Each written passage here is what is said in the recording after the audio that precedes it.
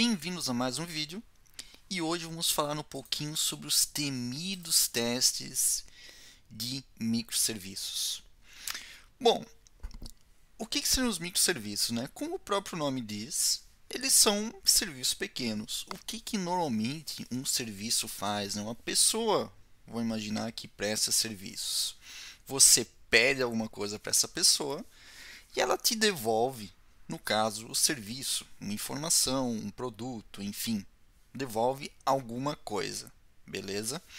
Para os microserviços não é diferente, né? Eles conversam entre si, cada um pede alguma coisa para o outro microserviço, ele retorna, no caso, uma informação, por exemplo, né, para o serviço que pediu, e assim a mágica acontece dentro do sistema. Um sistema pode ser todo baseado em microserviços. Beleza? Bom, mas quando a gente fala em microserviços, né, principalmente a tanto os desenvolvedores quanto os QAs, né, a gente sabe que existe, querendo ou não, existe uma complexidade maior por trás de tudo isso, né? Mais tecnologias, enfim, uma arquitetura mais bem definida e consequentemente utilizando diversas ferramentas, enfim, é mais complexo, beleza?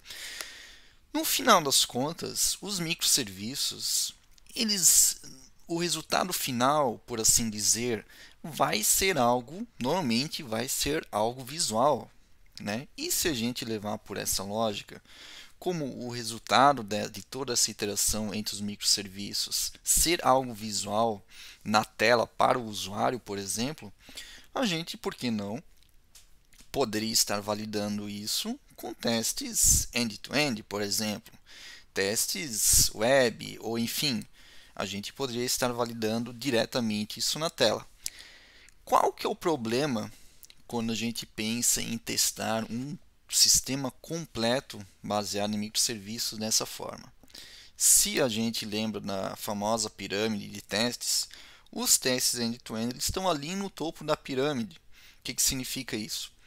Eles são mais custosos de manter, de construir, eles são mais lentos, eles precisam de mais manutenção, eles são, querendo ou não, né, mesmo utilizando todas as tecnologias mais atuais, as boas práticas de programação, de automação de testes, no final eles vão, eles vão precisar de uma manutenção maior do que outros tipos de teste, né? Então, tem esses pontos aí. Então, beleza, existe essa possibilidade, só que existem possibilidades melhores quando a gente fala em microserviços, beleza? Eu, obviamente, não vou estar cobrindo todas as possibilidades aqui, porque é um assunto realmente gigante, gigante, ok? Então, vou estar cobrindo aqui os principais pontos para explicar para vocês. O primeiro, né, que seria o mais lógico, seria, por exemplo, chamar o serviço real, vamos assim dizer, o serviço que de fato vai ser chamado na vida real. Beleza?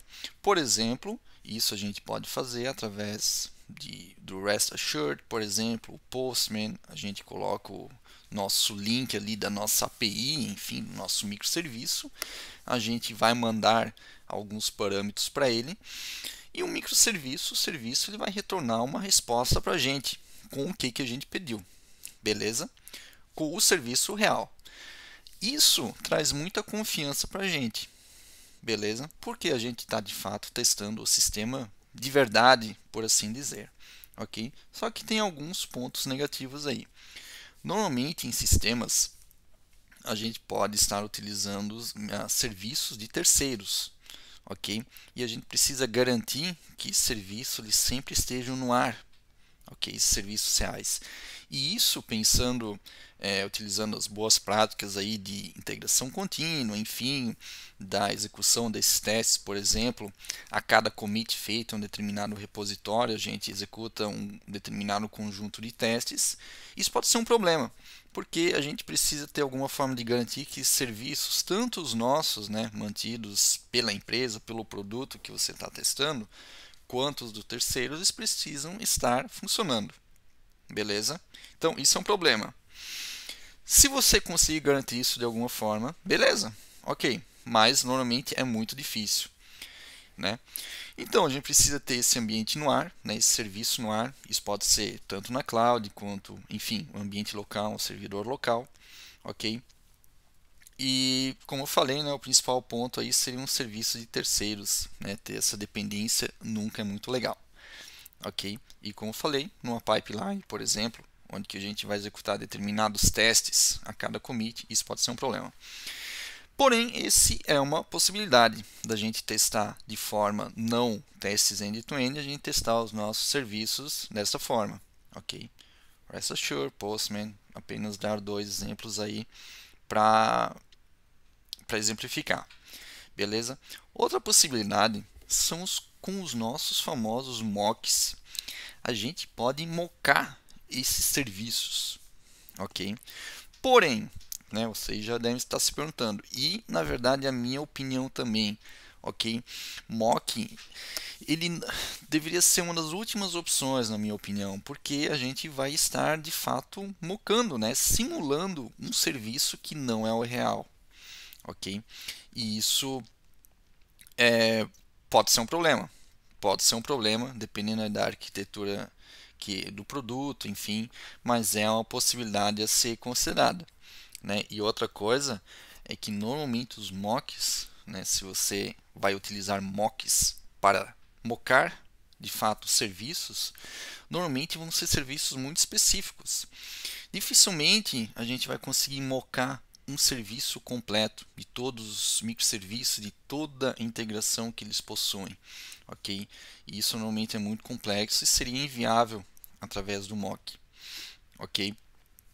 E, por exemplo, um ponto positivo, se fosse para falar, é, por exemplo, um mock, ele pode mocar, por exemplo, formas de pagamento, ok? Que em situações reais, no serviço real, por exemplo, vamos imaginar que você precisaria consumir recursos reais disso, talvez fazer um pagamento real, dependendo aonde que esse microserviço real está hospedado, ok? Então, esses seriam alguns pontos que jogariam contra também, ok? Ah, desculpa, digo a favor nesse caso, né? Porque a gente poderia estar mocando essas partes que seriam um problema, ok? E a gente teria mais controle, de fato, sobre isso, porque a gente que está mocando esses microserviços. Porém, como eu falei, na minha opinião, e também aí por várias pessoas aí, mock deveria ser uma das últimas opções, se tiver opções melhores, obviamente. Beleza? Então, até o momento, relembrando, a gente pode testar os nossos microserviços de forma real, de fato chamando os serviços que a gente quer, ok? Mocando, né? Se fosse para falar algumas bibliotecas, enfim, né? Um bem famoso aí é o Mockito, né? E o FakeDeasy, que, se eu não me engano, é uma biblioteca do C Sharp, né? Aí seria mais específico para o C Sharp, né? Então, aí são dois exemplos de bibliotecas que facilitam bastante a questão do mock. E por último, né, como eu falei, além desses três que eu vou estar comentando aqui, que eu já comentei dois, existem outras técnicas ainda, tal. Mas isso aqui é realmente para dar um norte, né, para instigar vocês a pesquisar mais também, a se aprofundar nesses assuntos, ok? Quando a gente fala em microserviços, porque a gente sabe que hoje em dia muitos dos sistemas eles já estão sendo construídos dessa forma, ou os que não estão ainda, eles provavelmente vão ser migrados em algum momento, enfim, né? A gente sabe que é o futuro. E há alguns anos, né, eu realmente não imaginava que seria uma mudança tão grande. O pessoal fala muito na questão de cloud, de microserviços, e de fato aconteceu, né? Tá diante dos nossos olhos acontecendo ainda, né? A mudança já foi bem grande, beleza? Mas voltando para o último tipo de teste que eu quero comentar para vocês, são os testes de contrato. Que eu tenho essa imagem aqui, né? Eu vou tentar realmente explicar da forma mais simples possível para ficar claro como é que funciona o teste de contrato. Bom, se fosse para comentar de uma forma bem simples, normalmente os testes de contrato, né, a gente está vendo aqui, né, aquilo que eu comentei no início, normalmente a gente vai ter um serviço que consome e um serviço que provê, que produz alguma coisa, ok? A gente pede alguma coisa para esse serviço, e o serviço, o produtor, né, o que provê, ele vai retornar uma resposta para o serviço que pediu, que fez o request. Beleza? Ok, até aí sem problema, né? É o conceito básico de serviços. Porém, né, nos testes de contrato, eu considero que talvez seja uma das estratégias mais completas quando a gente fala de teste de microserviços. Ok, ele pega pontos positivos aí, tanto dos serviços reais quanto os pontos positivos de algumas coisas do mock, ok? E também pontos positivos quando a gente pensa em testes end-to-end, ok? Ele vai ter no caso o teste de contrato, ele vai estar executando em um tempo muito menor do que os testes end-to-end, por exemplo, só que ele consegue testar de uma forma bem mais completa, eu diria, comparado com o mock, por exemplo, ok? A gente sabe que tem algumas questões de testes end-to-end que são dificilmente elas são substituíveis por outros tipos de teste. Então esse a gente mantém ainda no end-to-end, beleza? Mas voltando aqui aos testes de contrato, né? Os contratos, né? Quando a gente normalmente testa os testes de contratos orientados ao consumidor, ok? Porque como a gente pode ver aqui, como já falei, né? Eles são basicamente separados em consumidor, né, e o produtor do serviço, ok? Basicamente, como é que funciona? Os testes de contrato orientado ao consumidor, né, eles verificam se o produtor, né, o provider aqui, ele fornece um contrato, né, que atende às expectativas do consumidor. E aí, o consumidor verifica se o produtor, ele de fato ainda fornece, ainda no sentido de, já vou explicar, né? No sentido de se mudou alguma coisa nesse serviço aqui provedor, a gente vai estar coberto das mudanças que vão estar acontecendo aqui no provedor, que ele não afete nada no contrato que foi previamente definido aqui. Um contrato, imagina assim, que eu vou estar definindo que toda vez que eu fizer uma requisição XYZ, ele precisa me retornar XYZ, ok? Exatamente aquela resposta, beleza? Um contrato, de fato. Existe um contrato entre o provedor e o consumidor, ok? Eu não vou entrar em detalhes técnicos aqui, né? Mas como eu falei, interessante dar uma pesquisada, né? Em código mesmo, enfim, como é que funciona, né? Mas é bem interessante. Né? E como eu falei, né? Aqui os consumidores, né? No caso o consumidor e o produtor, eles verificam, né, se a estrutura dessas mensagens, né, dessa resposta e o comportamento permanece o mesmo ao longo do tempo. Um cara aqui bem conhecido é esse cara aqui, o PACT, ok? PACT, enfim. Aqui fica muito claro aquilo que eu comentei. Por exemplo, o consumidor e o provedor. Né? O consumidor ele manda um request aqui, get users 123, e ele vai retornar 200 ok, nome Mary. Ok? Isso aqui é o contrato. Toda vez que eu mando isso aqui, eu preciso retornar isso aqui. Ok? Com isso, a gente tem uma garantia muito boa de que as coisas estão de fato funcionando. Ok? Não era esse site aqui, na verdade, que eu queria mostrar.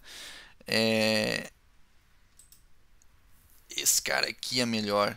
Aqui tem toda um. Aqui sim, esse site aqui que eu queria, né? Que é basicamente a documentação oficial aí do PACT, né? PACT Docs. Aqui sim a gente consegue ver várias coisas, como é que funciona, enfim. Vale muito a pena dar uma lida aqui. Aqui é basicamente a documentação, mas aqui tem aqui os, né? Ó, ver um vídeo como é que escrever bons testes, né? Voltados ali para o consumidor, né? E aqui realmente dá para ver em detalhes de como é que funciona, né? Acho que tem até algumas coisas de código aqui que você pode dar uma olhada para ver como é que de fato funciona, né? Então vou deixar o link desse site aqui do PACT e claro, vocês podem estar pesquisando aí outros sites também, outros vídeos, né, em questão de código. Minha ideia aqui nesse vídeo era justamente mostrar para vocês que isso existe, né, que a gente tem essas possibilidades aí e que o teste de contrato seria o mais lógico hoje em dia, né? A gente sabe que existem situações, existem arquiteturas com algumas especificidades, né? E aí a gente sabe que pode ser que um não combine muito bem naquela realidade, naquele produto, naquele time, beleza? Então espero que possa ter contribuído com alguma informação nova aí para vocês e se gostaram aí do vídeo, se inscrevam no canal.